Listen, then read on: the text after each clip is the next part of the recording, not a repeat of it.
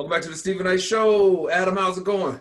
It's going good, Steven. How are you guys? Cannot complain. It's election eve, election day eve. How are you feeling about everything? Yeah, I still got to work tomorrow, so I'm just gonna work on through the day and try not to think about anything else. Yeah. Do you think we'll find out tomorrow who wins? Uh, Probably not, but I sure hope so. Yeah. And So, you're in the DC area. How are things up there? I know that they've built the barricade around the White House and they're boarding up some businesses. That's nationwide. What's the feeling out there? there's a few places here that are boarded up. I'm about a mile, maybe mile and a half from the White House, so Mm, kind of far, DC by DC standards, right. kind of far away from all of it. So there's really not much around here. Went to the grocery store earlier, and a lot of people were probably shopping uh, just in case. But like nothing was boarded up around me. There was a couple of like apartment complexes on our walk there, but besides that, it felt like restaurants were open, people were at the bar outside. So Mm. right now it seems normal. Yeah, one of my friends said he was on his way to get bullets and gas. Bullets and gas. Yeah. Well, one good thing about not having a car is I don't need to worry about Right. You getting have to worry about gas. that. Right. Well, listen, I'll let y'all take it away with movie reviews.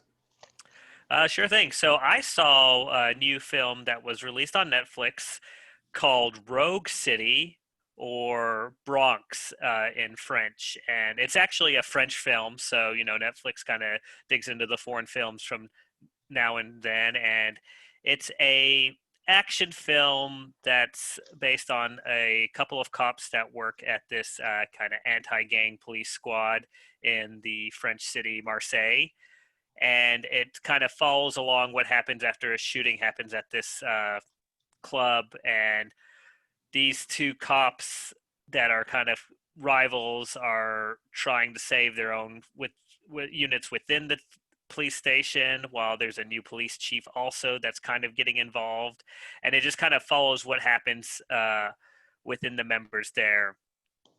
uh, Overall, it was an okay movie. I actually did enjoy it. One thing, first of all, of course, is it's nice to see foreign films to get the different perspective of how different directors do action films or any other genre. My big complaint about this movie is there wasn't a lot of character development, and in American films, we definitely get that background of who these gangs are or what this squad of kind of these officers have as a background. The film kind of jumped past that and just kind of went into what was going on and what's going on within them, and assumes the audience knows or can pick it up very quickly. I wouldn't call it, again, a big complaint, but it was something that threw me off from caring about the characters when things went wrong.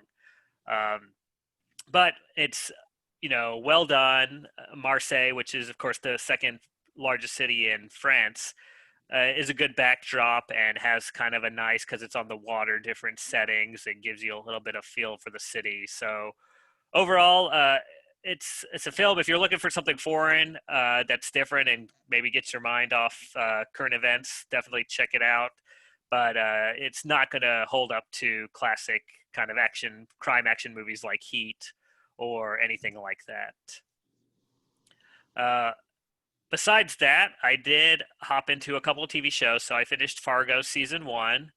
The TV show overall, it was okay. Actually, I wasn't as big of a fan of it. I know each season is going to be a different storyline, so I'm looking forward to seeing what season two, three, and four have to offer.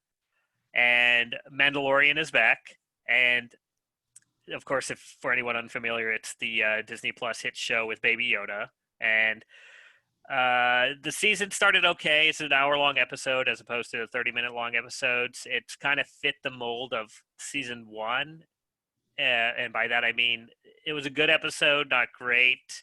You're not really getting much going on. It's just kind of like one of his other adventures, and not enough Baby Yoda. So that was all we got to catch up on. Okay. By the way, I love foreign films. I just think that integrally they have much more meat to them. Hmm. because they're not held back by the Hollywood standards of things. Yep. So foreign films tend to be, I don't know, more fulfilling for me. So, uh, in the spirit of Halloween, because Halloween was Saturday, I saw another horror film. It's called Come Play, and it's a direct release. It stars Jillian Jacobs as He Robertson and John Gallagher. This film is about a young child who's on the autistic spectrum who is basically being stalked by a monster slash demon who wants to not necessarily take his soul, but wants him physically for a friend. He's lonely and he wants companionship in whatever realm he lives in, and he wants this young child. And the young child, because he's inaudible, I mean, he's unverbal, it's hard for him to express what's going on with him because he uses, in the film, he uses a telephone or an iPad to communicate. That's his voice box, and that's what he uses because he has trouble speaking. And it's kind of interesting because the demon is actually using the electronic device as the portal. Um, I thought that it was original. I thought that it was cool. I really enjoyed it. The acting was superb. This young man, as He Robertson, really portrayed a child with autism very, very well. Um, this film probably Nice. won't see a lot of audiences, but his performance was worth something. I thought that maybe on a small scale, on the indie level, maybe he could win something. That's how good it is. So Hmm. definitely check that out. And it did, it put me on guard a little bit. So it is scary. It's a true horror film. So definitely check it out. Okay. Nice. So the other film that I saw, which is on Hulu, it's a Hulu release called Bad Hair. And this is a campy horror film about the experience of African American woman trying to climb corporately, but her image is in question. So she goes and gets this weave, which becomes murderous. And the reason that I watched it is because of the players in the game. So there's Elle Lorraine, who you can catch her on Insecure. She's actually the tenant of Issa's that with the child that gives her the most trouble. She's the sassy one who lives upstairs, always peeking over the balcony with her rhetoric. Um, Kelly Rowland, Vanessa Williams, and Lena Waithe and Usher also star in this film, and it's very And campy. Blair Like, Underwood. oh yeah, I forgot, and Blair Underwood. I forgot that, and Blair Underwood.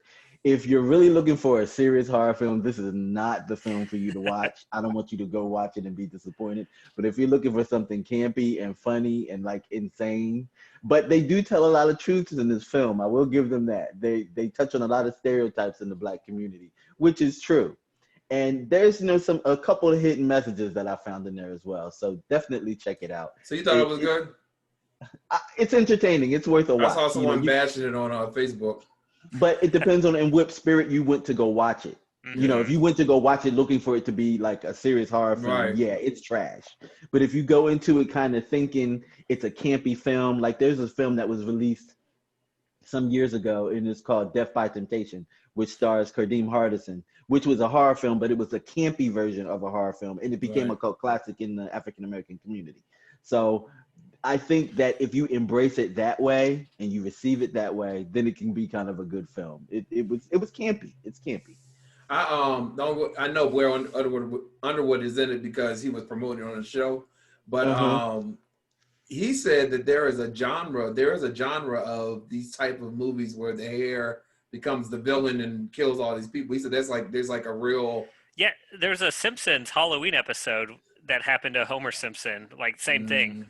I think he said it Oh was in wow. Japan or something like that, but yeah, apparently it's the whole thing. But go ahead. Wow, that's crazy. Well, they kind of touch on that a little bit if you think about it when you watch The Grudge. A little bit. Just a Hmm. little bit. Yeah, so I don't know. Check it out. It's something to do. Yeah. That being Um, said, and I don't want to put you on the spot, Chike, but I think there's been a lot of Halloween releases, like especially on streaming this year. What's mhm. been your top one for the Halloween or the scare horror genre?